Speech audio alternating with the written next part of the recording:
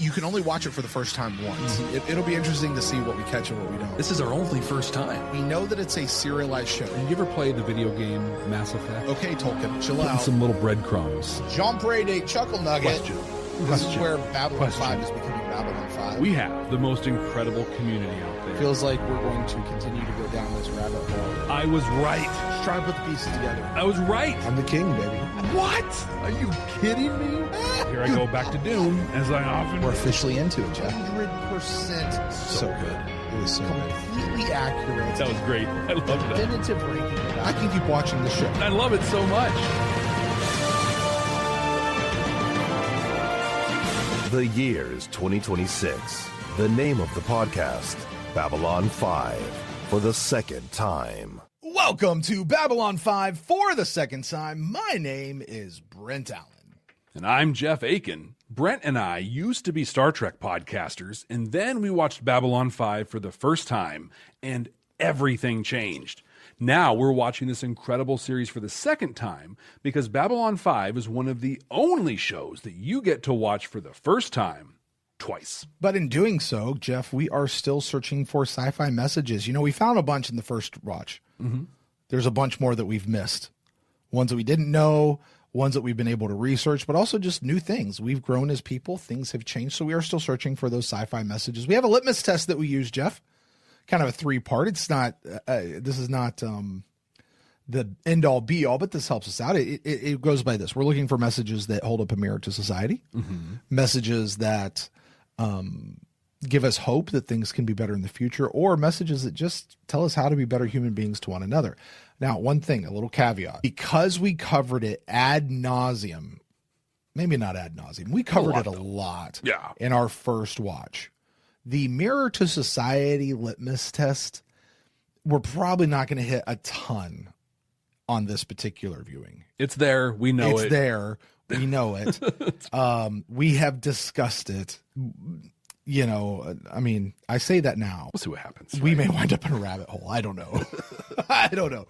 But anyway, I just want to acknowledge that. Now, that being said, Jeff, I have to issue a warning. Yes, you do. This is a warning to all the folks out there who have not watched Babylon 5 for the first time for themselves. This is your spoiler warning. From this point forward, anything from any part in the franchise, any part in the universe of Babylon 5, in canon, out of canon, whatever, is all fair game for Jeff and I to talk about. Right. This is your spoiler warning. If you have not watched this show for the first time, stop the show. I would never tell you to stop a show mid-show, but I'm going to tell you to stop this one. Go back to our first watch where that one is completely spoiler-free. Join us there. And when you catch up with us here, make sure you say hi. But this is just your warning. I can't force you, but we're going to talk about stuff way forward down the line. I promise you that. Well, today, Brent, we're watching an episode called Voices of Authority.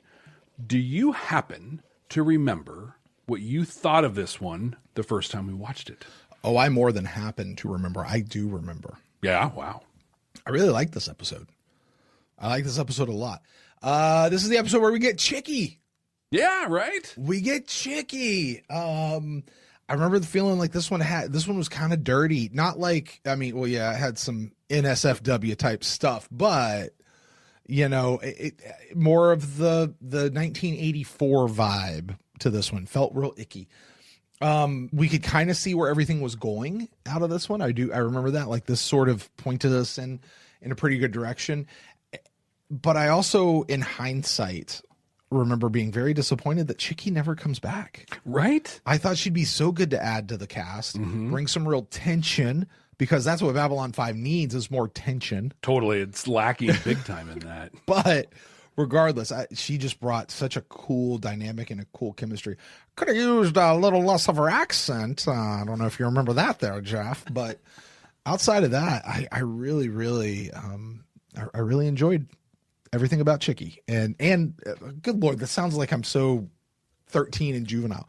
No, like, I enjoy the character and where they're going in this one, withdrawal and all that other stuff too. So yeah. How about you, Jeff? Why do you call her Chicky? What is that? Like, you'd said something about that like last week, something. Yeah. Like, why do you call her Chicky? Well, there's a story. It's based on a real person.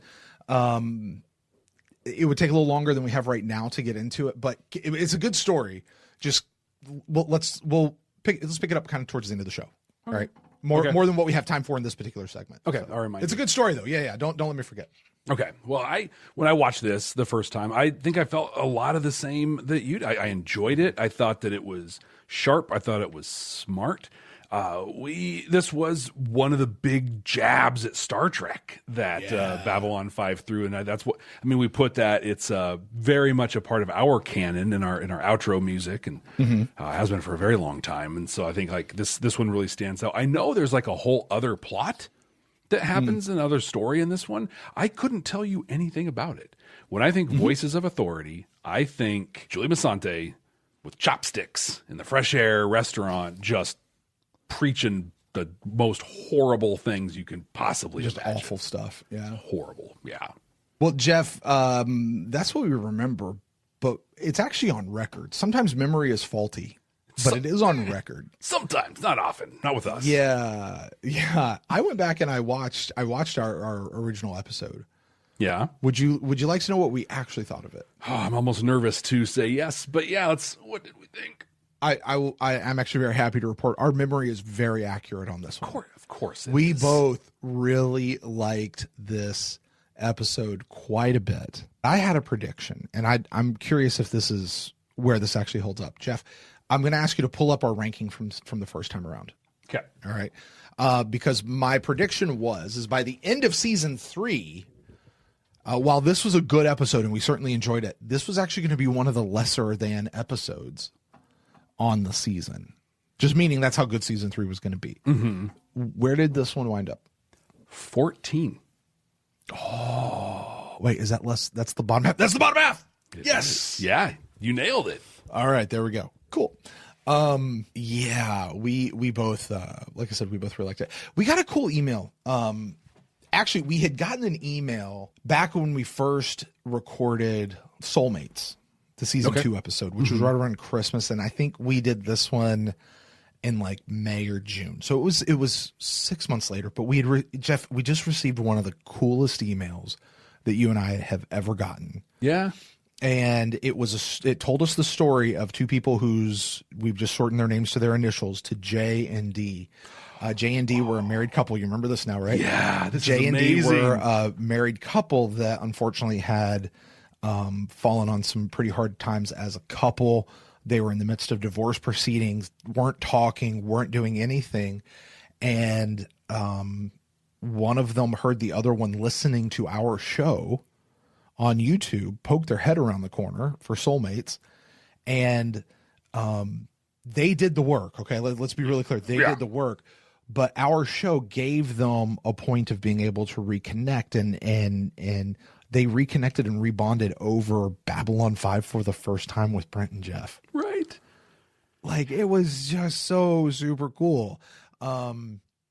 So I remember that email they talked about. Yeah, so we started watching Babylon 5 and your show together, and at first we were sitting on far opposite ends of the couch, and slowly over time we kind of moved closer and closer together, and then we started going to counseling, and now we're together and we're happy and all these things. And I just have to say, creating something is a lot of work. And a lot of it's invisible and a lot of it is thankless. And it's the work. It's why not everyone does this. And 100% there are times, speaking for you, I don't know this, but I'll speak for you, but there are times where it's like, yeah, no, I'm done. Like, there's no gas. Do I want to keep tank. doing this? Yeah. Yeah. Anytime I have that little inkling, it is this email that I remember. And I'm like, oh yeah, I'm going to keep doing this. Yeah. Let me go search for silence a little bit longer in this waveform. Like, it keeps me going. Yeah. It's just such a neat thing. So J and D, if you guys are still with us, if you guys are still listening, regardless of where you guys are, we know, listen, hopefully you guys are just doing great and you're doing strong, and sometimes that happens, sometimes it doesn't. Wherever you are, hopefully you're still with us, and we just want to say hi, and we're glad that we could have at least had a positive impact on that part of your life for when we did, and hopefully you're still out there. I'm sure they're still out there, but Anyway, I was in the car kind of starting to tear up a little bit. I was like, oh my gosh. Yeah. Like, I remember that. It's just so cool. Yeah. Anyway, let's see. Where are we going to go? Let's talk about Chickie for a moment, Jeff. We had a lot to say about her. I bet. Right? Yeah. We're just going to get through it. Chickie. Julie Masante was her name. I referred to her as Chickie. You thought she was going to be like the female Wells. Right. And you also hoped that she would stick around quite a bit. But you also kind of called her Liana Kimmer 2.0. Oh. Feels a little weird, but it does definitely. Like you though, I actually had said with her, with Theo, with Drawl, the new Drawl, by the way, Zach coming in, getting more and more of a thing. Marcus, this new guy, Marcus is back in this episode. When was the last time we saw Marcus? Episode 1. Okay, this is episode 5, so it's been a bit. Yeah, but Marcus is back in this episode, and all this. It just felt like, and we lost Veer. Didn't we lose her in the last one? Last episode. It just felt like we were adding new cast members to the show. Now, not the 3 who are going to be in every single episode, but those ones that are actually going to have more recurring parts than, I don't know, say a certain hotshot flyboy from season 2. Yeah. Unfortunately, that's not exactly. That's not what happened. And Ron over in the council chambers chat said a little bit ago too. I couldn't agree more. Julie Masante is like horrible. Like we see that's the kind of the point of the episode. But Sherry Shattuck, who is the actor who plays her, incredible, fantastic. And like I think we talked a little while ago about Wells, and then trying to the idea of Masante coming on as a thing, just having that on station foil for Sheridan, really, I think we were both kind of feeling that at the time. Yeah. So either one of them would have been fantastic. Yeah. I think. There's a show that I can think of that over the course of its run, it went through a couple different, like station commanders or ship commanders or something. And like the last one they got to was only there for the one season, for the final season. A little bit like, oh geez, her name's slipping my mind now. On this show, lady from season 5, Lockley, a little bit like Lockley. But the last one came in as a foil to the rest of the team, not like somebody who's on the good guy side. And it brought such a great dynamic to the show that it really made it a shame that the show ended right then, because like it really felt like it was finding its foot now with this, not having somebody who's like a General Hammond for the team, but like, imagine if Jellicoe would have stayed the captain on Star Trek on the Enterprise. Yeah. And that would have been, that would have been where we went with it. So it was kind of that situation. Anyway, that would have been nice to have her, have Chickie, Julie Masante, stay here. Her voice though, very, very much bothered both of us. You said the voice just does not match the face. Yeah. At all. I wonder if it's her if she's putting on an affect. Or... You gotta wonder. You really gotta wonder. And again, I think this is where I go back to the Byron thing. Like, if she's not doing it on purpose, she's awful. If she's doing it on purpose, it's brilliant. Yeah, it's one of the two, and I don't know which one it is. It could be either one. Let's talk about Marcus for a moment. We had a lot of good stuff to say about Marcus. You had this idea with him, outside of just how cool we really liked him and how much we noted that he was just going hardcore after Ivanova. Yeah. Like we called it out here, like, hey, him and Ivanova, and you and I both know that's going to be a thing. A little bit of a thing. Yeah. That's going to be a thing. It literally is the thing that does him in, right?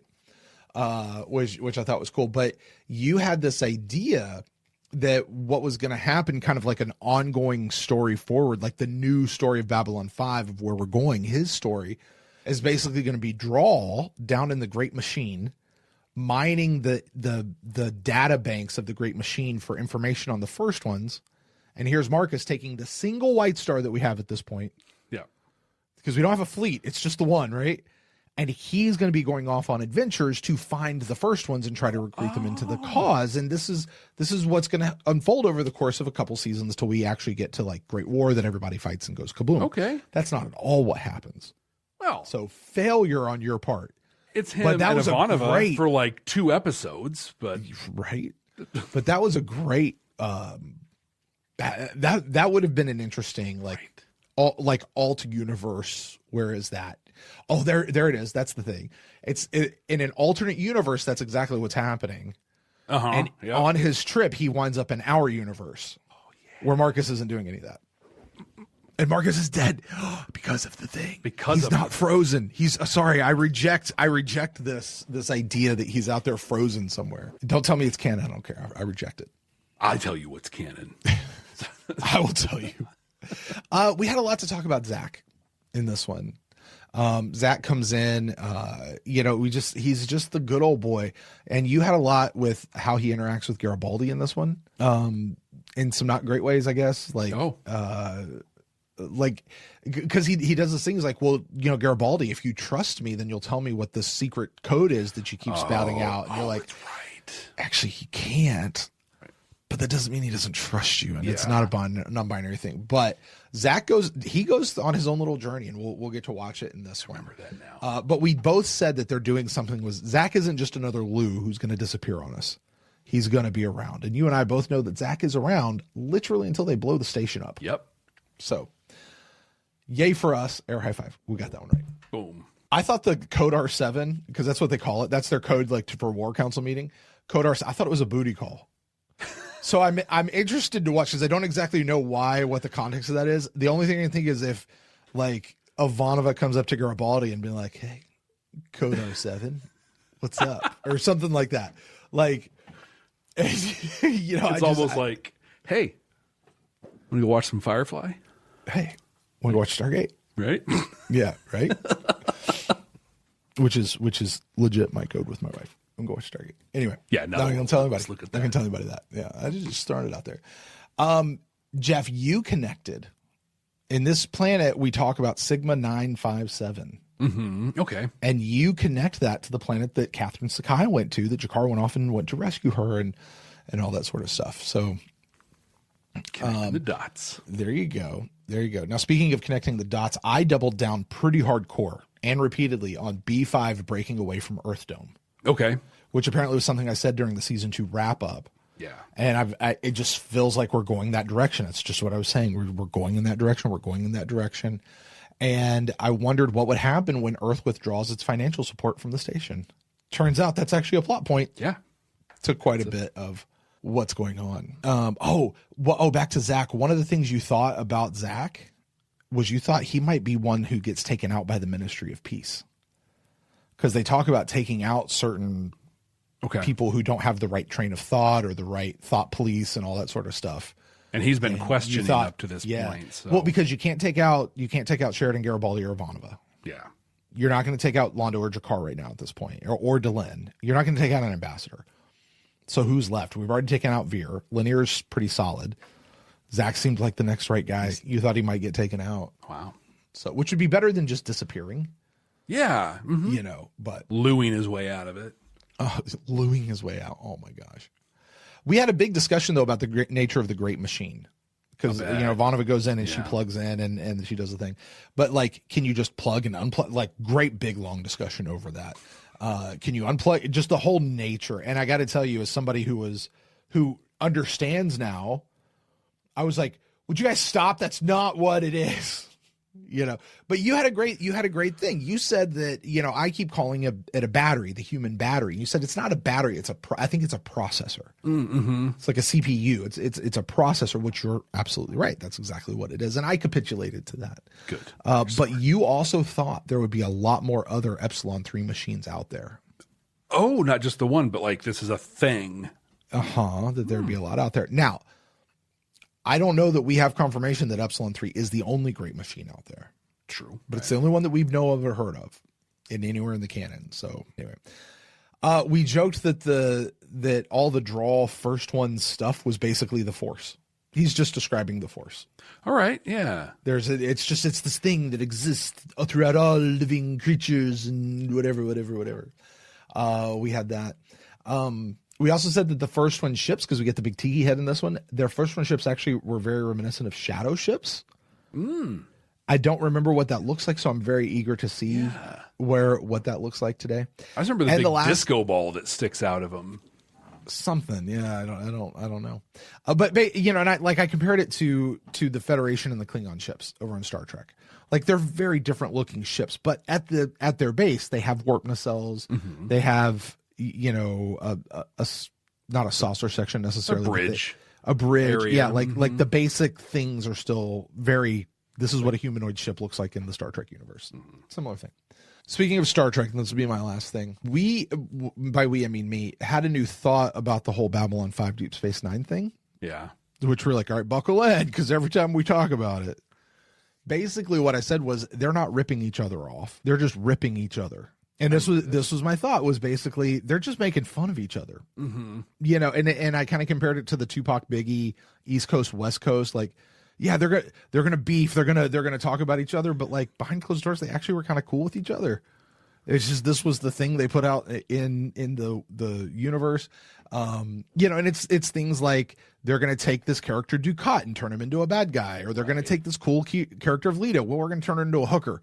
We're gonna say you're gonna go where everyone's gone before, and this is not a deep space franchise. We mean something like, they're just bagging on each other. Is really all it was. That was my thought.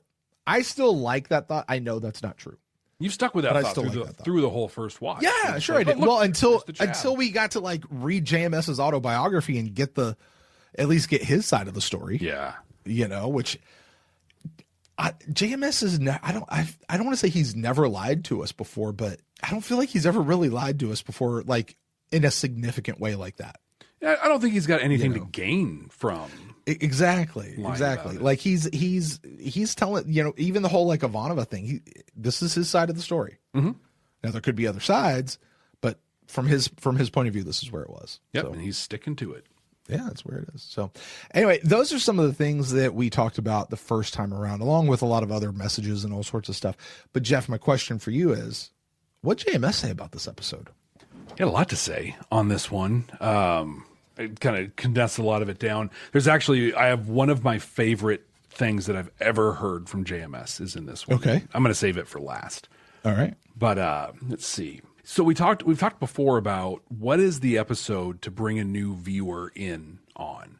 Okay. And he talked about a while ago, Coming to Shadows. It's great. It's got the drama. It's got the politics. It's got the war. It's got character. It's got a lot of the things. And you can walk in fairly uninitiated and follow along. Okay. He says, Voices of Authority is an absolute hoot. If you've been looking to bring in other viewers, it's a good one to start them with because it sets up a lot of what's going to happen, has a lot of background, and it's a lot of fun. Okay. So adding to the list of the things to bring people in on. Someone asked a question, as they do. And the way that these are like published out there, they don't say the question. They just like give his answer. And sometimes it's like, okay. And so he starts this one off with, if you're talking about the conference room scene, this is actually just a really cool filmmaking thing. Drawl wasn't put into the scene digitally. You do a split screen with the camera locked off. In one side, Delenn walks over to a point just short of the line. In another, you get a shot just of the wall, then Drawl walks up. You then use a dissolve technique to fade him into the room on his side of the split screen. But he's not being put into the room, he's already there.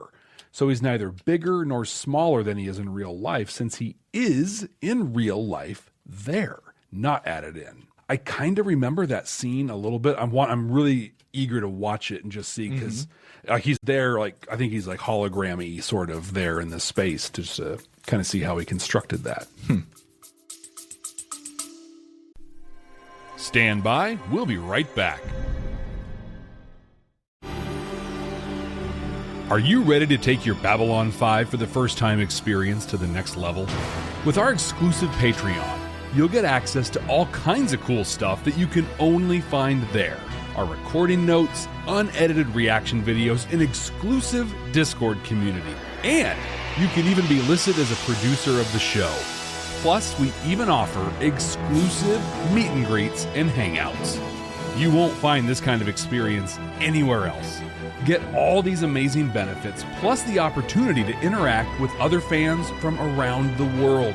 It's being part of a huge community where everyone shares the same appreciation for Babylon 5. Subscribe at patreon.com/Babylon5First. That's the number 5 and the word first to get access to these incredible benefits. That's patreon.com/Babylon5First. We can't wait to see you there.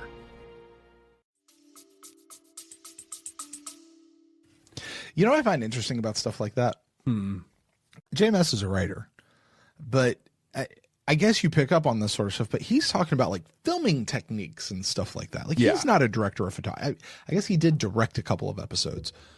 2? He directed the pilot and then the finale. I think, yeah. Right. Does he does he have his DGA card? I wouldn't be surprised because you know what? Yeah. I wouldn't be surprised if he's directed in other properties as well. Sometimes they're just like, hey, you. Yeah. I mean, especially if it's his property. Yeah, Andrew says he only directed the finale. Only the finale. Okay. Fair enough. And I think he had to be like, if memory serves, he had to be like convinced to do that one. Yeah. Something like that. Maybe. Which, God, I mean, talk about knocking that one out of the park. Yeah. Worked out pretty okay. Yeah. Because Ivanova reaches out to some first ones, and they don't respond too kindly to her mention of the Vorlons. They say some stuff, right? And I remember we talked about this a little bit on our first time around. But he says he can't really provide a literal translation because some of the words don't really translate directly. But the sense of what they say to her are, the Vorlons can kiss my ass. There you go. I like it. He got some heat on Julie Masante and what people called improbable dialogue. Okay. We know she hit some pretty extreme stuff, and I guess people were just like, yeah, that's so unrealistic. No one would ever talk that way. Okay. Well, many of her lines he lifted directly, word for word, from political statements from Goebbels, Hitler, Joseph McCarthy, Stalin, others, beat for beat. He says this is the kind of big lie dialogue that people continue to fall for today. To put this in a time, he says, go to a Pat Buchanan rally sometime and then tell me that what she's saying is unlikely dialogue. I think that captures a lot of what our discussion would be during the episode right there. Yeah. He does say that there is an actual... I'm sorry. This is, first and foremost, this is a podcast, and that was a really bad podcasting thing. The folks on YouTube would have been able to see my face as Jeff was reading that, and it was one of I don't know how you would describe it, Jeff, but I can tell you my emotion in that moment was, yeah, that sounds about right. Yeah, and I can't. It kind of pisses me off because, God, it hits home and it's so true. I love when writers do this thing. Right, when they're like, hey, I'm going to dust off a thing that is a very difficult pill to swallow for people, but I'm not going to dress it up. I'm going to steal it from real life. Yeah. And so then when people are like, oh, that's not right there. Look, here's the thing, and a little bit of it, Jeff, and we're podcasters, we're YouTube folks. We talk about stuff. So to not do so would be not doing quote unquote our job. Yeah. There are some things that don't require a comment because they're so strong. They can just sit for themselves. And if you can see it, you see it. If you don't, I don't know that I have hope for you.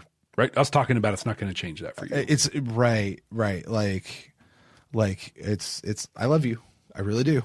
You talked about how we talked about Zach a lot in this episode. Well, so does JMS.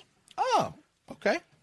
He says Jeff Conaway originally auditioned for the role of guard number 2. Did it just because he's a fan of sci-fi and he was a fan of Babylon 5. He wanted to be a part of what was going on. But his audition was great. And in the being backstage and being with the crew, he described him as a moderate and welcome voice at the Babylon 5 lunch table. The lunch table we talked about a little while. Moderate voice. Yeah. We talked about Garibaldi. Just how political. Right? Yeah. Yeah. Jerry Doyle there. Well, not just Jerry Doyle. I mean, we know other cast members that were, certainly on one side and then others that were on the other side. Like, yeah. And it was pretty far split. Yeah. Uh-huh. Yeah, so he's a very moderate and welcome voice. But he said ultimately it's because he was so likable that he ended up in the Night Watch role and actually inhabited a role of his own, which I think is super cool. Because it's Kanicki, yeah. My fandom for Jeff Conaway is no secret. And what I like about this too is you and I've talked about this. I'm sorry. Are you speaking as JMS or are you speaking as Jeff Akin? I'm Jeff Akin. Okay, great. But you and I have talked about this in casting, like when you cast, like cast a play or you do something else.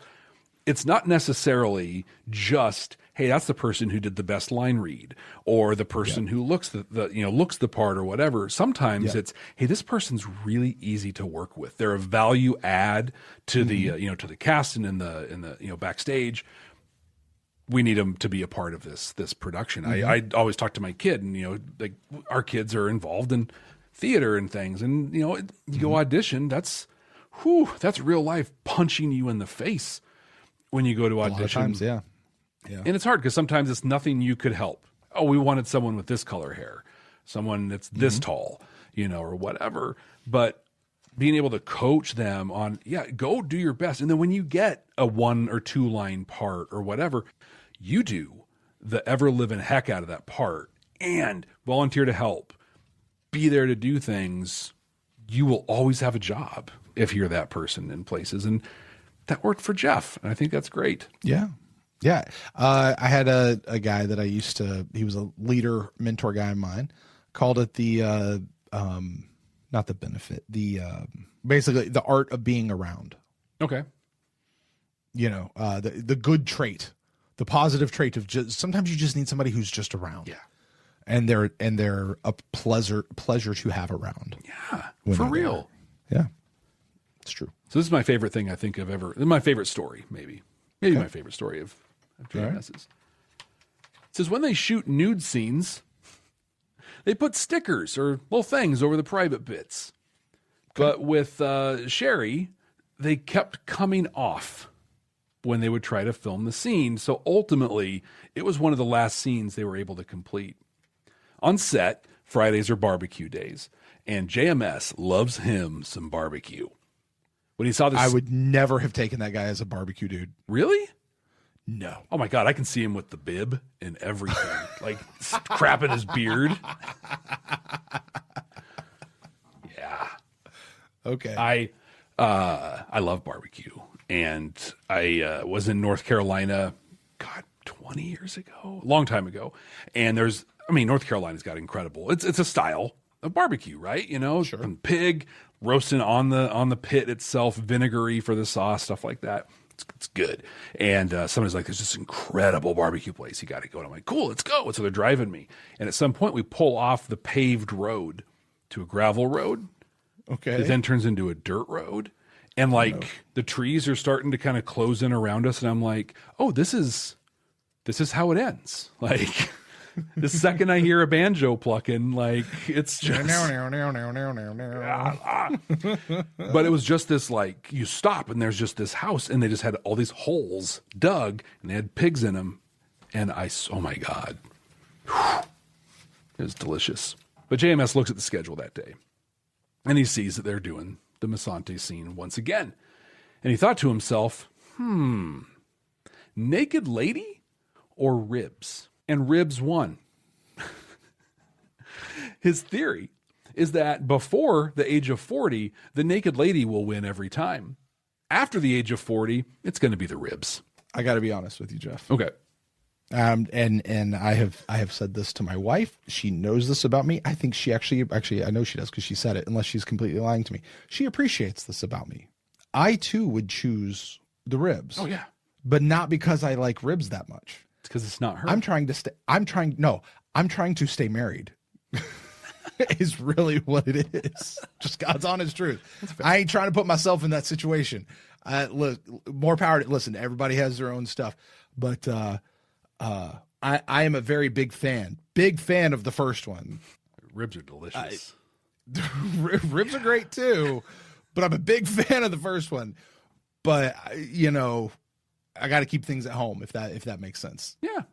Although I'd say you're on set and it's all acting and it's not real. Although George Clooney most recently has said, yeah, I'm not kissing people on film anymore. I'm happy where I'm at. I'm not going to go do that stuff. So he's echoing what you're saying. Listen, different people have their own different values and different things. And for Brent, who is over 40, where that is, I ain't trying to screw this. Listen, I'm in a good spot right now. I ain't trying to screw this up is all I'm saying. You are in a good spot. I agree. I'm in a good spot. I'm just trying not to screw it up. That's the bottom line, People asked me the other day to go to a strip club with them. I was like, no. Thank you. No. I mean, it's even something hey, okay, here, peel back the curtain. Okay. It's even something as simple as during fantasy football this past year, there was a group that asked me to come join them, and I ultimately had to decline because I couldn't do some other stuff. But the biggest sticking point was they wanted to do a live draft at Hooters. Oh, Hooters. Okay. Yeah. And, listen, nobody's naked at Hooters, but they're still it just is what it is. And my wife was not comfortable with me going, and I was okay. I was okay with it, and again, I just have a fun story that no one on the internet will ever hear about when we went on our cruise together, and some things that you also chose to not participate in, but you were a huge asset for those of us who did decide to participate. Anyway, what's next on your list there? Well, in the chat, Ben makes a really great point.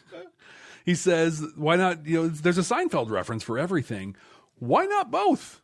Ribs and naked lady at the same time. I'm all for it, man. I am not decrying it. I am not judging it. I said I like it, and I'm a big fan. I do like ribs too. Don't get me wrong, though. Ribs are delicious. I like ribs a lot. But Brent, that's all I got from the mouth of Joe Straczynski. So what do you say we dive into Voices of Authority? Finally, yes, please. Let's get into this episode. You and me, before this goes on. Yeah, there's not a lot to talk about at the top of this thing. We should be into the episode pretty. On the raw record, we're at 43 minutes. Yeah. So there you go. Yeah, there we go. So if you are joining us for the first time, I just want to say welcome. Every episode is somebody's first, and we're absolutely ecstatic you chose this one to join us for your first time run. What's about to happen is Brent and I are going to watch the episode right here, right now. We're going to pull it up. We're going to watch it. We're going to comment on it, do all the cool kind of stuff. If you're watching us on YouTube, what you're going to see is the edited, cut-up reaction video, the reaction-style video of us doing those things. If you don't want the cut-up edited version, the unedited version is available to subscribers at our Patreon page at patreon.com/badnerds. And if you guys are listening to us on an audio podcasting app, not doing the video thing, totally cool. Don't worry, you are not going to miss out. We are still going to give you the audio portion of our reaction. It will be the cut up edited version of that, as Jeff had mentioned earlier, but mostly because that's where we have so much of our conversation. We don't want you guys to miss that. And honestly, if we were to try to rehash it at the end, not good. It just wouldn't work. So we're going to make sure you guys get that, but certainly we'll do that. And then we'll continue on the other side where we talk about those messages. We'll rank it. We'll do all that sort of fun stuff. So Jeff, with that, let's watch an episode. Let's go where everyone has gone before. Yeah, not everyone. Babylon 5. And not enough people, actually. A great secret. Yeah. It might be sci-fi's best kept secret. Accessing file. Wars are won or lost before they are fought. Through preparation, attitude, strategy, and the selection of proper allies. All right, Sun growing Tzu. war against the shadows. There may be some allies we haven't approached yet. Many times over the last 1,000,000 years, the shadows were fought to a standstill by the first ones. Races immeasurably older than our own. After the last war, I would imagine you could measure how much older we they believe are. the first ones Like it's actually a fairly linear passing metric. beyond the galactic rim, Right. where no human or Minbari has ever ventured. But the Vorlons remained. It's possible that some of the others may still be around. Well, if this is true, then why haven't we heard from them before now? They have grown tired of constant warfare, lost interest in the affairs of the younger races. According to legend, some went to sleep. We heard all this in Shadow Zaha Doom. This is news to a lot of people at the table. When no one can bother them. Right. The rest And news walk for among the stars. people who have just joined the On show errands recently. we can never hope to understand. Hey, you know who it actually sounds like? It sounds like the elves in It's Lord of the time we Rings. got their attention. Right? Yeah. When I was being trained on Minbar, we were taught that the first ones are beyond anything we've experienced before. So how do we go about sending them a message? If you only send a signal, they will not answer. They must be found and contacted personally. The danger is considerable, and the odds of success are very small. Okay, I need to talk about this. Okay. Because this bothers me. We're going to go find the first ones. I know they just said the first ones are sleeping, but we're also, the first ones left. They went beyond the rim. Yep. They all left. And into the fire, dude, Lorian takes the Vorlons and the shadows and they go beyond the rim. Who's still here? Why are you still here? They talk about it. Yeah, they talk about it earlier. There are some that stuck around. The Vorlons in the shadows are some of them. They're still walking around. The walkers of 957. A couple are hanging out, but they're not participating. Who's on 957? The walkers. The walkers? That's not the shadow. I thought the shadows were out there. I thought that's what Jakar was all about. Like when he went out there, like, oh, that's bad stuff. Nope. It was the walkers of Sigma 957, as opposed to the sitters of Skibidi 167. God, I got a lot of garbage in that one. Can you go flush your head down the toilet right now, please? My kid's gonna kill me. Yeah. I've invited one I'm gonna other clip person that. to our meeting today. There he is. And here's the big effect you were talking about. Yeah, so you can see that light there. That's the line. Mm-hmm. Okay, so he's not hologramming. It's just how they just did transporters. Good afternoon, everyone. Yeah. Captain. That's what I always thought. Everybody freeze. The man tells me that you're going to try Go right in place. contacting the first And one. action. That doesn't seem as cool. Magnificent. Stand by. We'll be right back. Hi, I'm Dr. Toni Michelle Hopkins, host of Spirit Box. Each week, through improv comedy, I talk with spirits about their crazy lives and what happens after. This show's for when you're in the mood for outrageous characters, larger-than-life personal stories, and tips and tricks for when you get to the other side. If I've learned anything from the ghosts, it's that we're all gonna be one. So, might as well have a laugh. Please join us by following the link in the show notes.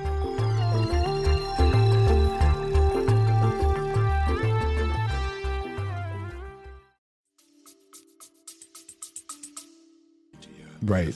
A daring and splendid idea. In doing so, you will see things no human We has ever seen love this guy. before. Like, you and I were both, he's not over the top. He's not, like, he is Assuming you're perfect not for where he is. vaporized, dissected, or otherwise killed in an assortment of supremely horrible and painful ways.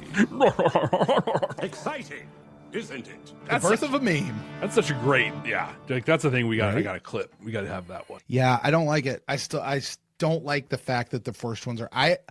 I can buy the fact that the Vorlons and the Shadows did not go with the other first ones, but they're here. Mm-hmm. They're active. They're involved. I don't get that there are other first ones that are still just out there kind of roaming around doing things. No, they were all supposed to leave. That was the whole point, was the first ones were gone. So the Technomages in Crusade, right? They were leaving. You know, there's still stuff hanging out over here and on this side of the rim. Well, we were told that they were leaving in Geometry of Shadows, but then turns out they weren't. They just went into hiding, and they were all just kind of clumping together and hiding. Mm-hmm. Like, but a couple stuck around and were doing stuff. Because if I remember right, they didn't want their technology to get absorbed by the Shadows. Well, what we were going to learn is that the Technomages are actually a product of the Shadows, and they didn't want really to recombine, essentially. Interesting. Yeah, the Crusade arc was going to be it was going to be incredible. Yeah. I've been assigned here by the Ministry of Peace, the Night Watch Division, under the direct authority of the Babylon 5 Senate Oversight Committee. I'm to be your new political officer.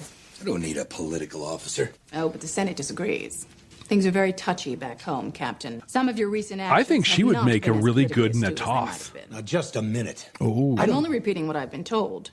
No Yeah. need to kill the messenger. Your decisions might have been correct on some level, but there are ways of doing things so that they reflect more favorably on the Earth government. So it was decided that you needed. He's a just political so officer. deadpan. He's just like, all right, crazy Someone who lady. can whisper in your ear, who could warn you about governmental policies you might bump into. Someone who could keep you from making costly political mistakes that might jeopardize your career back home. You have to make a really awkward apology. Take a walk. Yes, sir. Yeah, don't be left alone in the office with her. This is my command. My position as military governor is guaranteed under the charter of the Babylon Project. Yes, I've read it. 2 reasons not to be left alone with her. 1, you need a witness. Yep, 100%. Just now, I know we were not in society back in mid-1990s like we are today, but you don't need to put yourself in that situation. The other thing, frankly, is Zach needs to see his commander Do his it's thing. a great example for Zach. It's a learning lesson for Zach to see how somebody stands up. Yeah. You know, But all the more reason. There's multiple, but those are the two that really jump out to me of like why actually Zach should be left there. And he is the security guard on duty, so he's bound by confidentiality and all that sort of stuff. Yeah. This is a military outpost. Which answers to a civilian government. Decisions made by military officers must reflect the current governmental policies. The president proposes, and the military disposes. Unless there's been a coup, no one told me. Well, there actually was, but I think you were told. Sole authority here. Unless I receive orders to the contrary, I refuse to share that authority with an unqualified civilian. And no one is asking you to. I am simply here to advise. Yeah, her voice is getting already really, like, I'm done with it. So I suggest that we do what we can to live with it amicably. I can't make my appointment on Epsilon 3. You'll have to go in my place. Get the information and get back as soon as you can. Not a problem. Anything else you need? A glass of whiskey, a gun, and 2 bullets. Understood. I'll call you when I get back. What do you think would have been different if Sheridan went down instead of Ivanova? Well, it needed to be Ivanova because of the latent telepath thing, right? Mm-hmm. Like it couldn't have been Sheridan to fulfill the thing. So had it been Sheridan, he wouldn't have been able to get into the machine, and he later would have had to come back and be like, actually, I know the right person to send down here for this job. And we just would have delayed what eventually happened, I think is what would have. That makes sense. You know, this actually just kind of shortcut the whole thing. Okay, so Nia over here in the chat says that Drawl isn't a telepath, so you don't have to be a telepath to get into the Great Machine. I don't think Vern was a telepath either. I thought they were. I don't think so. I thought that was, first of all, aren't like all Minbari like a little bit telepathic or something like that? Are we all a little telepathic? I don't know. You know, listen, I got theories. They're like, so did Ivanova really have to be a latent telepath? I don't think so. And I think that. Why do we have that idea, Jeff? Well, I think that, because you and I both were under that impression. Why do we have that idea? They make a big deal out of her going off the path. I think Nia makes this point also. Like, she does more than was expected because of her latent telepathy. Okay, let's watch for that then. Yeah. Earth would never ally itself with the government that's bent on war. Yes, but we have signed a treaty with the Centauri. Exactly, which proves my point. Yeah, we would never, ever do this one thing. Well, you did it with them. Yeah, so that must mean that they didn't because we signed the thing and we wouldn't do that with people who did, so they're not. That makes sense. I mean, Jeff, that's the logic. Uh-huh. And that's the logic we see so often utilized right now. Yeah. We're not going to get too far into it, but holy crap, Jeff. Yeah. Holy crap. Oh, in many ways we have the same problem Earth does. Earth doesn't have homeless. Excuse me?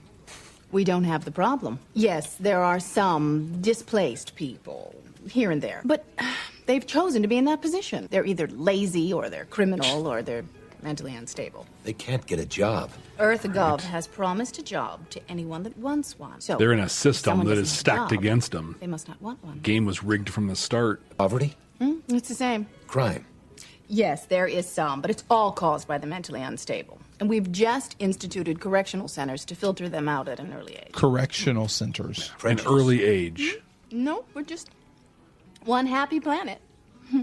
Well, all right, there's the Marsies, but that won't change until they stop fighting the Earth rule. When exactly did all this happen? There was a comment online about Asante and being blonde and just, having the appearance that she has, and JMS's comment was basically, well, yeah, that's how they do it. You get a face like that. If you look through history, it's very often a attractive blonde Dude, you don't have to woman. look through history. I'm sorry, you don't have to look through history. Turn it on right now. I mean, I could name 2 names right now. If you're watching two this that on, immediately come to my brain. If you're watching this on YouTube, they were on one of the thumbnails on that home screen page that we were on. Some people just enjoy finding fault with our leaders. They're anarchists. They're troublemakers. That's actually, they're actually citizens. Kind of what a democracy is made up of. You should always be criticizing them. Do you want people thinking otherwise? These are the areas that I want to help you with. I want to feel like I'm needed, that I'm doing my part to help bring the EarthGov back into the hands of the decent, hardworking people that created it. I'm doing my part. I am here to protect you. I admire your honesty and your record and your attitude. And I don't want to see anyone use those things against you. Nice veiled threat. Quite frankly, I think I could come to like you.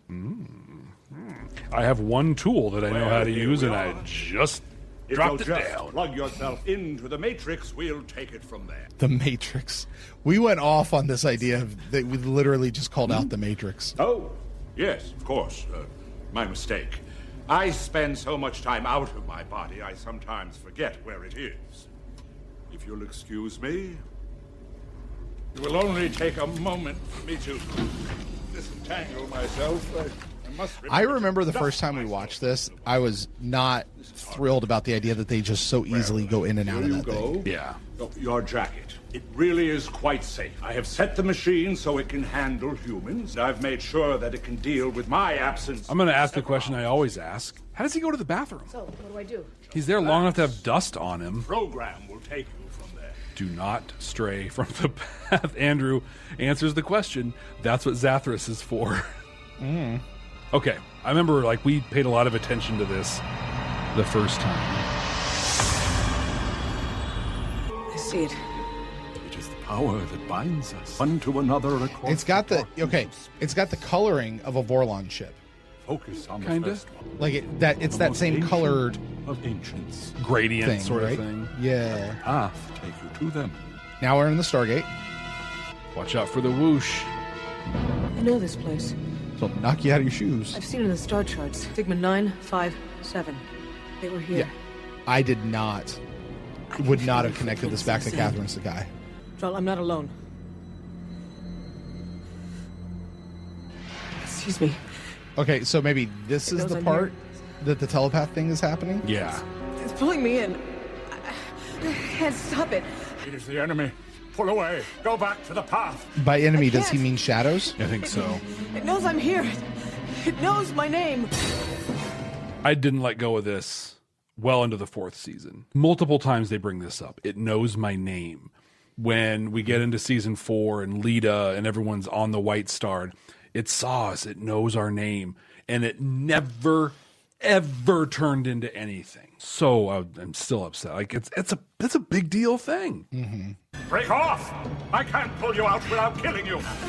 Turn away! Don't look at it! Don't go into the light. Run away! Run That's away! Come back now. Yeah, Ben says the name thing is Those elaborated force on in the before it exploded. Technomage novels. I have not yet read those. I can warn them. Yeah, and this specifically I is can the save thing the president. that her telepathy It's too enables. late. You're seeing the shadow of things long gone. That's a pretty detailed in-color shadow there. Dead for so long. The power is now yours, Clark, Mr. President. We freaked out over that being Morden. Yeah. Yeah, because we knew he was plugged in with the senator and stuff, but to be at that level of everything. Yeah. I do not understand. A normal human mind should not have been able to do that. Drawl, I'm Ivanova. I saw it all. The image I saw, the message. Can you record it? Yes, but how? Do it, please. It's the proof we've needed that President Santiago was assassinated, that Clark was behind everything. We've got it. Unfortunately, proof doesn't always equal Evidence, guilt, I guess. There's some chatter in the council chambers chat on the name, knowing the name, and it's a quintessential JMS line, and they go into more detail in the Technomage novels, which is great, and I'm interested in that stuff. But again, and I'm positive that we talked about this on our first time conversation, but that concept of knowing a person's name, right, reverberates through so much, through religion, through scripture, through the Tolkien novels. The Harry Potter, right? You cannot speak the name, and there's so many things with the name. And I just remember being so excited at this point of oh my God, they're going to go to this level of individual connection and infiltration, and nothing. And just like Suzanne says there too, also the end of any time Ivanova's telepathic things matter at all. Not a dropped thread though. They followed up on it. I appreciate the help, Captain. I can't imagine what happened to scramble my lock code. Well, security should have it open in a little while. Can I fix you a drink? Oh, God, yes, please. Oh, I like your quarters. It's a bit larger than standard, isn't it? So here's what I want to know: is did they get a Playboy centerfold? Can you believe it? Well, who we clearly must has all no do problems our taking her part. clothes off in front of I the don't camera mind doing my part. I just object to doing their to part come play as well. this role because of what's about to happen? It's Or did they write this in because of that? As I said, Or we must all do our part. Perhaps now you find the presence of a political officer a bit more appealing. It's literally the only thing she knows to do. Good. Hey, things aren't going my way. Don't.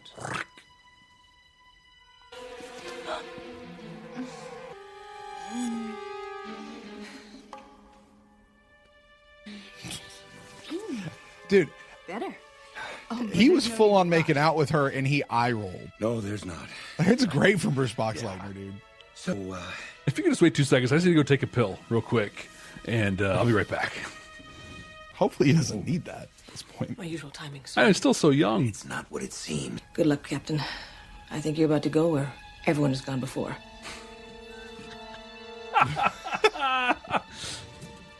It's so good. So did they say, all right, now this is, I'm just genuinely interested in this. So they use like little sticky things and they kept falling off of her. Yeah. Did they just eventually go without and just run the show without and just let it all go? Yeah, and they didn't say. do what they had to do? They didn't say. I'm curious. Yeah, I assume here she's only nude on top, like in real life, like in the studio. Yeah. I'm assuming she's only nude on top. There's no reason. There's no reason to be not on the bottom, right? So, And I think, I don't know. I have thoughts. Why did she have to be naked? Why couldn't it just be like, I'm in my undies, like, look at this and all that? But come on, Jeff. There is a different level of forward between standing there in your undies and standing there butt ass naked. yeah, one of those is wildly inappropriate. Right, but everything about her is wild. This whole government is wildly inappropriate. Like, You know what? Like, I want to dive into that a little bit. Going to your underwear would be totally sorry, sufficient. folks. I did not mean for this to turn into one of these. Go ahead, Jeff. But yeah, going down to your underwear would be totally sufficient for what she is trying to accomplish. The one tool I have is this body, and I'm making it very clear that it is now available to you. But this government, just like Julie Masante, can't do what's adequate. They have to go too far. And so she's like, I'm just going to take it all off and do this. So I think she's very indicative of the Clark regime. Well, there's also a thing, and we talked about this a bit in the first go around, but I think it bears repeating here. She can get him to sleep with her. Okay. And that's her goal. He's on her side. He sleeps with her. He has now lost any credibility to be against them whatsoever. He sleeps with her. He can't just kick her off. No, not anymore. He's like everything about what she's trying to do, honestly, and forcing him to their side, whether he agrees with it or not, hinges on him sleeping with her, right? Yeah, she couldn't convince him, so yeah, sleep with me. So why stop at the underwear? If this is where we're going, just go. Yeah. Get it done. And Ben makes a fantastic point. She was actually never wearing any undies in the first place. So rolling commando. Who are we talking about? Julie Masante, or are we talking about Cherry, whatever her name is? Sure. To quote an earlier thing, why not both? Chickie for the win, both in real life and in fiction. Yeah. Well, it must be colder in here than I thought. I'll fix it. Is he talking about her or himself? Himself. I think. I don't think it's. I think he's got too much class to just insult her like that. She's clearly. Are you supposed kidding to. me? No. That is exactly what Sheridan would I just do. got called off station on business. Very last minute. I gotta go. Tell them to set course for Sigma 957. The tower. Lesser Sigma Tet Voce. What if there's like I want to know how much of the Minbari language JMS has created. Yeah, I was just saying, it's like they have the whole Klingon thing. Before Is there a coming here, Minbari I thing? was authorized to begin Right. implementing certain changes. You are empowered to examine station publications to ensure that they're ideologically correct. We've revised the rules of evidence to make them more flexible. Isn't all this a little extreme? Yes, it is. I shouldn't be telling you this yet, but in the coming months, certain individuals will be purged from their government. Such good positions on manipulative charges of tactic. sedition, I'm going to tell you a thing I immoral shouldn't conduct, tell you. I'm letting you even in. spying for alien governments. With our basic freedoms at stake, no response can be too extreme. There may be some minor and temporary abridgments in the traditionally protected areas of speech and association, but only until this crisis is over. Always temporary. We're so good at rolling those things back when it's time. So things we didn't discuss in the first run. The idea of suspension of due process. Something we're facing right now, at least in our country. Yeah. I don't know where Other countries as well, maybe varying degrees. I'm unfamiliar with it in other countries, but I mean, this is a fundamental core thing for us here. Yep. It was written into our initial constitution. Well, I guess the initial amendments of the Constitution. Suspending freedoms like that because everything else is at stake.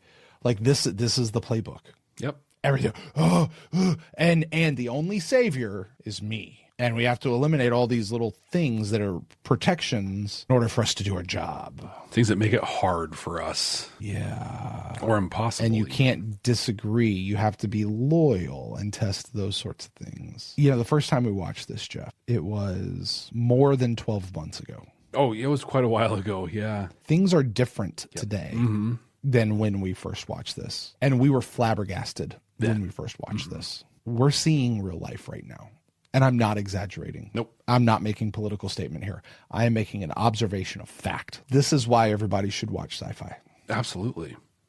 Should be mandatory viewing all the way around. Work in a place where things like due process plays a real role. And I'm just going to present this. I'm going to be super crystal clear. It's never okay to suspend due process, ever. It's not. But I want to present the other side just for thought, right? So I used to manage a program that ran background checks, and specifically on providers of care, like nursing facilities and things. And so a thing that happens is I'm working at a nursing facility and I abuse a resident there, and it was intentional, whatever. And they find out, they launch an abuse investigation, I get fired. An abuse investigation is still going on. I might get substantiated for perpetrating that abuse, but because that has an impact on my future employment and other things, I have the right through due process to appeal that finding. But in the meantime, that takes time. So in the meantime, I go work for another nursing facility. I just don't tell them I worked at this other one, so they never call for a reference or anything like that. My substantiation hasn't exhausted its due process, so I'll still pass a background check. I can now continue to perpetrate harm. I've got a solid, 6 to 12 weeks to go and hit time and time again and do stuff. And the government, the government can do nothing to stop that because of due process. Brent, doesn't it make sense? Here's where I'm being ridiculous and presenting the other side. Brent, doesn't it make sense to suspend some of that due process because vulnerable people are actively being hurt? And if we were to suspend this, we could stop that harm from happening. I had to sit in these spaces where attorneys were just like, yeah, that sucks that that's happening. It is straight up illegal to do anything about that. It is against the core fabric of this country and how it was built. And here we are. Jeff, it is unconscionable to me that this is real life. At the same time, I feel powerless. I feel weak. I feel unable to do anything about it. I don't use social media to make announcements or make political statements or anything like that. The only tool I have is this microphone. Yep. The only tool you have is to make a microphone. So Jeff, I'm not speaking for you, but I will say suspending due process, going after folks and all of this stuff, everything she's talking about here, everything is wrong. 100%. It's immoral, and it's unconscionable, and I dare say it's unconstitutional. And the person solely responsible for it, maybe not solely, the person mostly responsible for it is the president. I'll let you determine which president I'm talking about. That's fair. But in this situation, the president at least exclaims he's in control of everything. Everything happens at his direction. Therefore, he is responsible for everything that happens. Yeah. And these sorts of things, the logic that this person is throwing out here, Chicky, is illogical at best. Yeah. And again, me speaking for me, it's wrong and it's immoral and it's unconstitutional and unconscionable. And we're all going to have to answer for this probably sooner rather than later. And did we forget McCarthyism? Did we forget so many things? 50 years ago, it's in the last 100 years, there are so many examples of this globally. Yeah. And it all it has done is resulted in harm. And I think, we say tongue in cheekily that, anytime someone says it's for the greater good, it's not, or whatever. There is no tongue-in-cheek here. Any person who says we need to suspend due process, we're being threatened. This is the path we're taking. That person is the enemy. That person is wrong.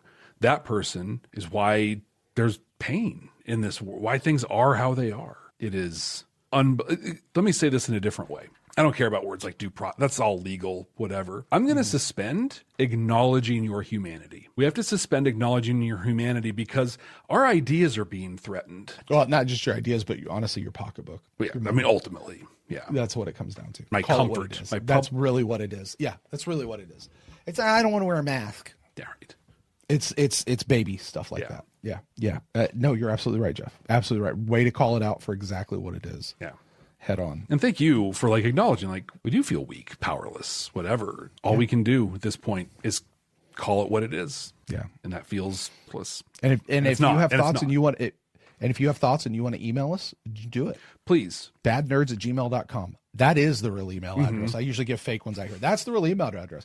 Email us. Yeah. Do it. And honestly, and we've put this out there before, not so that we can argue and do whatever. If you think we're wrong, I'm genuinely curious about why you think that. Like, help me. Like, I want to understand how you could think this is an okay way to behave. We had a member of our community that he wrote a book. Literally wrote a book and sent it to us. Yeah. And it was great. I don't agree with a lot of what was in there, and I view the factual circumstances of history as something different, but it was reasoned, it was thought out, and it was presented in a well done way, and I very much appreciated it. Absolutely. And I wish that I had more time to engage with it because he spent so much time with it, and it's so much appreciated. But it was great. Yeah, it was great to be able to kind of go through that, and it let me see some things from a different perspective. Exactly, there are things that I consider differently. Yeah, exactly, and it reconfirmed a lot of presumptions that I had, which I think explains a lot. So yeah, and that's not a negative. That's just how do you get to this point? This is actually how I think we get to this point. This is how it happened. It kind of it confirmed that. Absolutely. So anyway, back to the episode that brought this up again. That was not stuff that we dealt with the first time around. So glad you brought it off up. That. Have been betrayed on nearly every level, and it is going to take the efforts of every loyal citizen to keep Earth safe and ideologically pure. Real quick project. And this might get, I don't know, some people upset. We need to take this scene and take out all the backdrop and then put like the White House press room background behind her. That's not hard. We can make that happen. I think that would be a good thing to do. She kind of looks like another certain blonde female. Anything yet? Talks out of the side of her mouth. Saying a lot of the same things. I don't have to keep busy every moment of every day. God, I don't remember authorizing a change in discussion to include my personal life. I have to be authorized to talk to you like a person. Just what is it you're running from? Don't you have anything to do? Nope. I'm all yours. What's that? And that's really all he wants is to be all hers. We just found them. Ron points out an infection all the way back to that episode. You had to be pure Karin. Yeah. And look what happened to them. Do you see the shadows there? Like when we said, so because I just wanted to call that out. You can see the stuff. It has that vibe, the tendrils and the fingers and all that sort of stuff. What's happening? Energy drain. It started as it came towards us. Move us away. Phase and shock.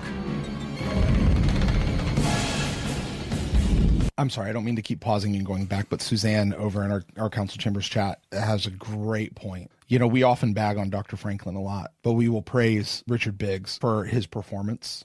We can bag on Chicky all we want, and we can even talk about the weird inflections and cadence, but can we talk about how much she nailed being a fucking evil witch? Right. Yeah. Pardon my language and sorry for the bleep, but can we talk about how much she nailed it in that scene? If that's the scene they had her read, that's why they cast her in this role. Absolutely. It had nothing to do with her boobs,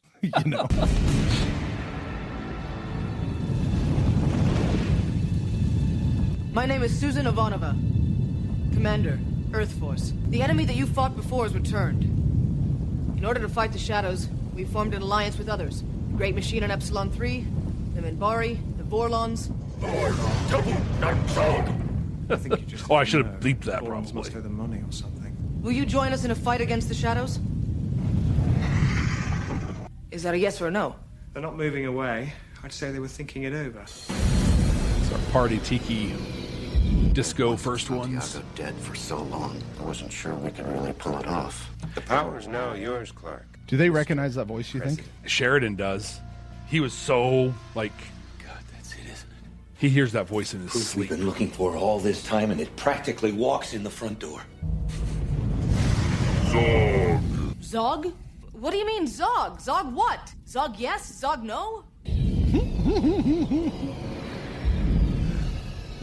Zog, ziggy, zog, zig, zog, zog, zog. My guess is zog means no. I am not letting them leave here without saying yes. Really? And how do you propose stopping them? Do you take Perhaps no a for an big answer, red and white Jeff? sign with the word stop on it? Well, I need to. I absolutely do. Like, oh, no? Okay, fine. I'm not. I'm out. My job's not to Fine, I'll convince get a you. bucket. No, I meant the Vorlons. Open a comm channel now. I said I'd ask. I asked.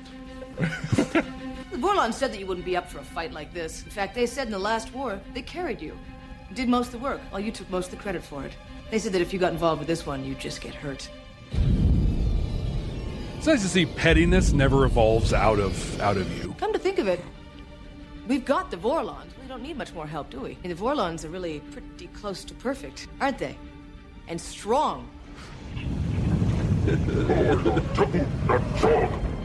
Yeah, whatever. Listen, I'll be sure and give them your message as soon as I get back.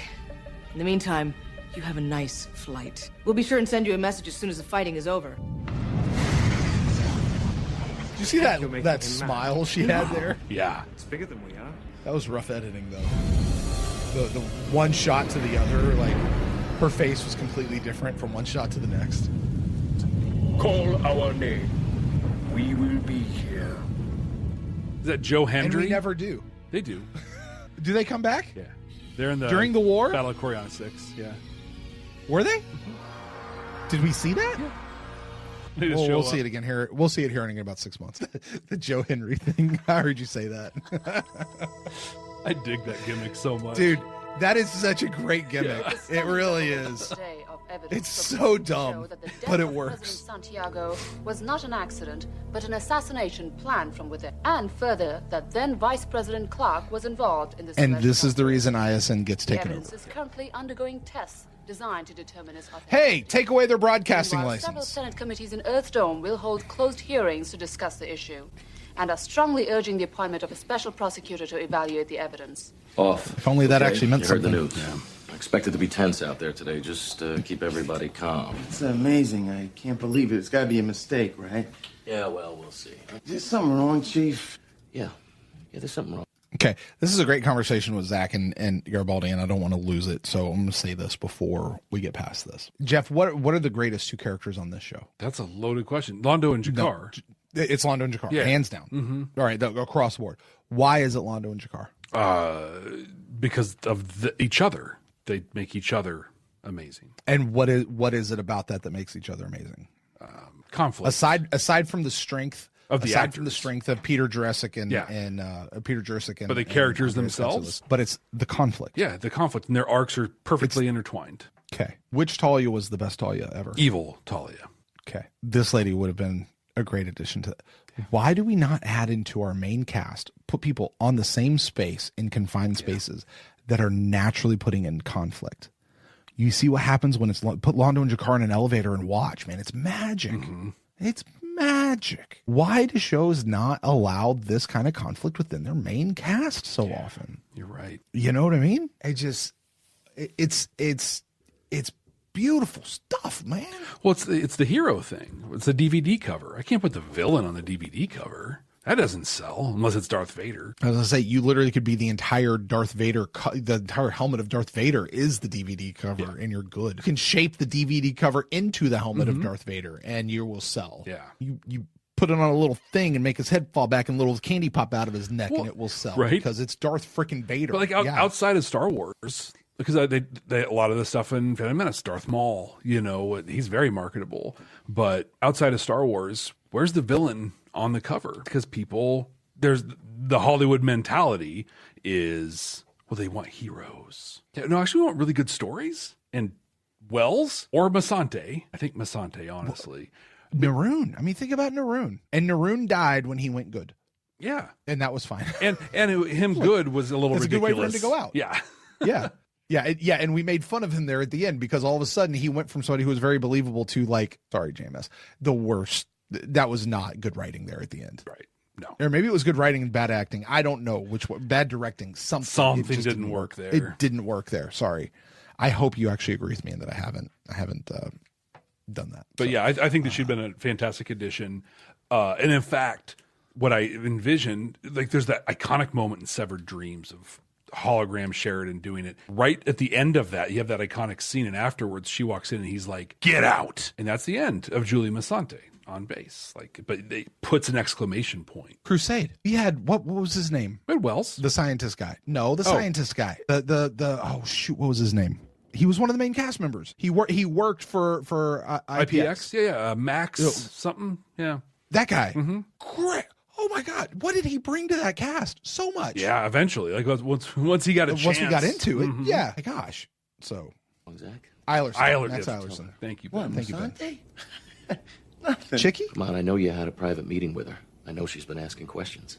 Look, I didn't tell her anything. Okay, little stuff, stupid stuff. Yeah, what am I supposed to do? Play dumb? I work for these people. Yeah, well, you were working for me a hell of a long time before you joined Night Watch. And look, after what happened to me before, it took a long time before I could trust anyone again. I thought I could trust you. Don't make me have any second thoughts, huh?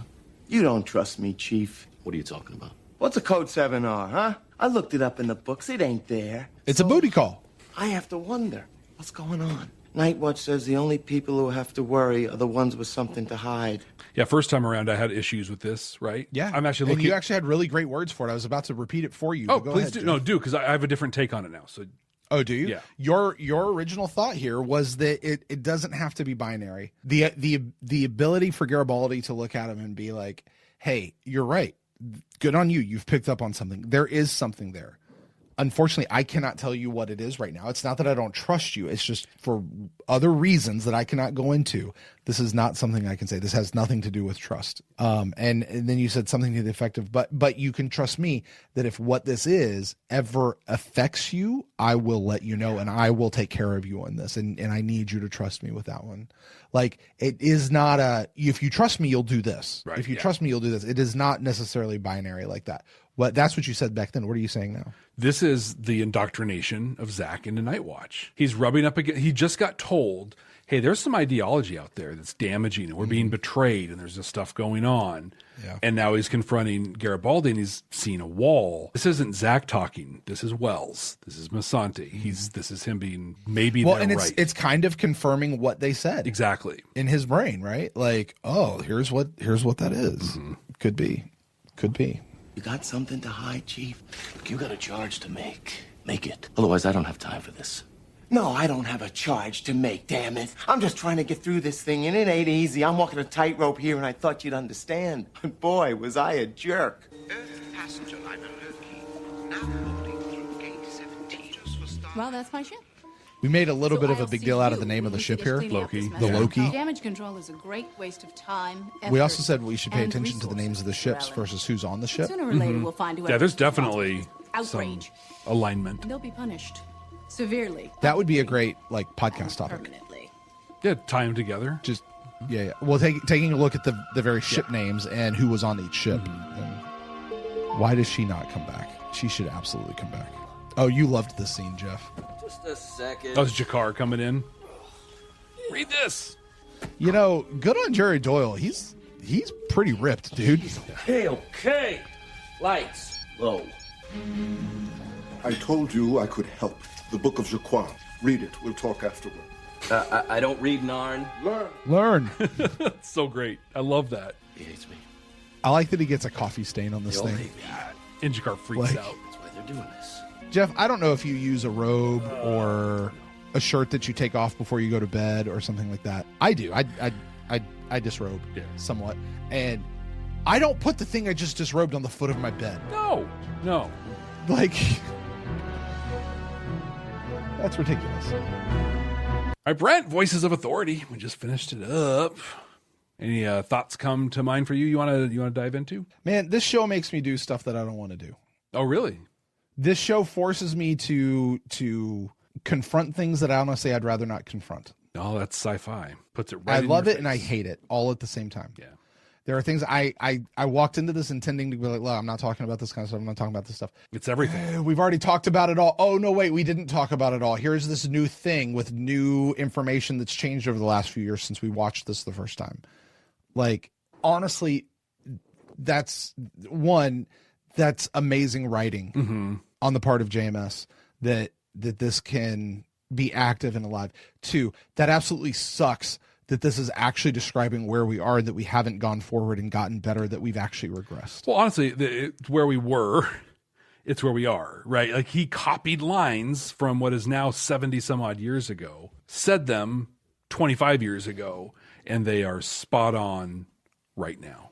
Describing what we're going through today in many ways. And it's not an here's the thing. It's not an exaggeration. It's not hyperbole. It is exactly what we're seeing today. Yeah. I found one message I would like to talk about. Okay. And this is not a good message, not a hopeful message, but it is about hope. Well, sort of. I found this line very interesting from Sheridan at the very end. He and Ivanova are talking about, they got the thing out there and the truth is out there, right? And here's what he says. Sheridan says, I hope I copied it down the right way. He says, the truth is out. All we can do now is hope that it does some good. And I would love to believe, and this is probably the fanciful Star Trek person in me. Mm-hmm. The dreamer. I would love to believe that the idea that because the truth is out there, the truth will out. Right. And people it will come to light, and the right things will happen because the truth is coming out. And sometimes when the truth comes out, nothing good actually happens. Right. Actually, and I don't want to say nothing good. Sometimes when the truth comes out, the truth is out, and that's but nothing happens. Nothing happens. You can have hearings. You can have congressional parliamentary things. Lots of theater. You happening. can take things to court, but nothing actually happens. Right. And that's also true. That doesn't mean that the truth shouldn't come out and it shouldn't continue to come out. That doesn't mean it should not. It should. Mm-hmm. Yeah. It should. But that's why the whole truth should come out. Not just the partial truth, not the redacted truth, not the truth that the people who are actually holding the redacting pen want you to see. Yeah. That's why the whole truth should come out. Might do something, it might not. But I tell you what, not having the truth come out will never make positive change happen. Absolutely. Yeah. There's no hope that it will do some good if it doesn't come out. How about you, Jeff? What'd you get on this one? I got a more hopeful message actually on this one. Did you? It's Jakar. Jakar almost played for laughs in this episode a little bit, his desperation to know what's going on. But he sees the bigger picture and knows that he can contribute. He has two sides. He has the side of my people need help and you all are doing something and I have to do everything in my power to help my people. But when Garibaldi kind of lays it out to him as he's able to, he's like, well, I can add value. I can do something. I just have to figure out how. And he does. And I think the message in this is that every single person, like we're all valuable, you are valued and you matter, right? But you have to sometimes be persistent. You have to sometimes find that way that you're doing it. Jakar does it. And like that moment of him handing him the book and telling him to learn how to read Narn, that has impacts that reverberate, not massive impacts, but impacts nonetheless that change things because he took the time to do it. You should do the same. That's messages. Mm-hmm. Now, Brent, mm-hmm. Never mind. I did this last time. You did. I'm doing great. I'm totally fine. I'm good. You know what we're doing though, Jeff? What are we doing? We are creating the 100% completely accurate and definitive ranking of Babylon 5 Season 3. Jeff, I have to ask before we rank it. Mm-hmm. Do we like this episode? I like it. Jeff, I love this freaking episode. Yeah. But it pisses me off. Yeah, that's part of why I like it so much. I'm sitting here right now having watched this, and I'm pissed off in all the right ways. Yeah. All the good ways. What an incredible episode of television to just nail something between the eyes, man. Mm-hmm. It's brilliant writing, acting. Even Masante, when she needed to be, she was perfect. And here's hoping that the next time we watch this episode, this is a thing of the past. And this is not something we're on the better side of this right. the next time we see this episode. And that we're not more down into the chapters and weeds of 1984. We're not watching this episode and wishing that's where we were. Oh man, it'd be great if we were still just doing that. So, Jeff, you do get to rank this. I do. And the question is, where do you rank this? Where are you going to put this? That 100% completely accurate and definitive ranking of Babylon 5 Season 3 for the second time anyway. Our current ranking right now, top 4. Number 4 is Convictions. Number 3 is Matters of Honor. 2 is A Day in the Strife. Number 1 is Passing Through Gethsemane. Jeff, where does this one go? You know, when we came into this record, and I actually did know I was going to be ranking it, even though I don't know how to read the run sheet. I was like, this was probably not going to go so high. Like, I remember it's okay, right? Like, it hit some stuff, but it doesn't necessarily matter that much in the scope of whatever and stuff, but the timing of this one for one, and also I think understanding more the impacts that it does set up. Like, this is a huge foundation. Like JMS said, this really sets up in a meaningful way things that are going to happen down the road in this show. Yeah. This was entertaining. The acting was great. This made us feel exactly what it was supposed to make us feel, and in a brilliant way, which is why this is going to be the number 2 episode. Are you sure? I am No, 100% sure. No, stop. Are you sure? 100%. I would dare say. You're thinking 1? You're not going to like me for this. I'm not. I believe this episode, potentially, we can discuss this.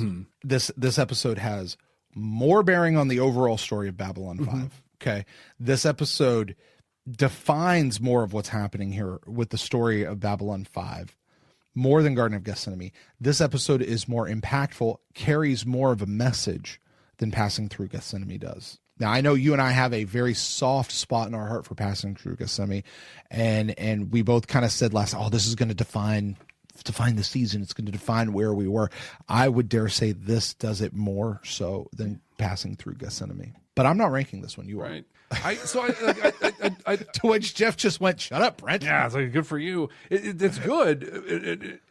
All of the things. But I think this is a question of Passing Through Gethsemane is a powerful philosophical episode, right? Like, it puts into actual play the justice versus vengeance thing, but it leads to philosophical and ideological conversation that's deep and challenging and things that I believe reverberates through to the very final episode of Babylon 5. It's not plot point, it's the point of everything. Voices of Authority is real life. This is a thing we watched in the episode that is actually happening and has happened.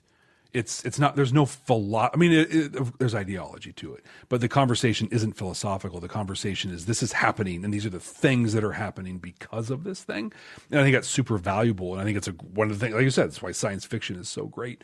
But I think that there are episodes coming up that do more in the question of, the Clark regime, the shadow, all of the things in Voices of Authority does. And I not only have a soft spot for the Gethsemane piece, but I enjoy those philosophical, less, like, more unanswerable questions. It's your ranking set, bud. You put it where you want. Oh, yeah. I'm just building an argument that it possibly could go over Passing Through Gethsemane.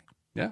No, it's number 2, right? Number 2 means it could have. Just said, I hear everything you said, and I summarily reject it. It's number 2. No, I don't reject it at all. I hear everything you say, and Passing Through Gethsemane is still number 1. Fair enough. So there you go. Fair enough. Oh, my friend. This is why I love doing this show. Right? It's great. All right. Well, Jeff, that's going to do it for Voices of Authority. Next week, we are watching an episode called Dust to Dust. Now, Jeff, going through this for the very first time, we made predictions based on title alone, having no idea what the episodes were about. Do you remember what this episode is about?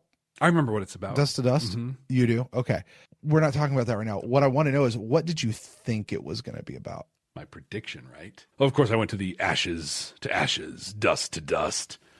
I thought, based on the mention of Ivanova and her latent telepathy and stuff in this one, that we would really be exploring more of her childhood, specifically like the death of her dad, and how like that kind of gives us a chance to explore her childhood and the impact of being a latent telepath, which we now know never even gets brought up again. Yeah, I mean, I saw someone in the chat earlier said that this is the final time we ever even talk about her being a latent telepath. Yep. Like, it never comes up again, Not at ever. all. Not And at I'm all. like, really? I don't remember that, but wow. I thought we were going to follow it up right afterwards in the next episode and get some more, because it's going to be a big deal. But there are lots of things that I thought we would follow up in the next episode, and it never happened. It never happened. What did you? Do you remember what you predicted on this one? Oh, Jeff, I didn't just make a prediction. I made a guarantee. Yeah, and I made a promise. I called my shot. You did, and it went right. Yeah, I remember this. Yeah, at the beginning of the episode, I said, Jeff, I'm going to be right in this next one.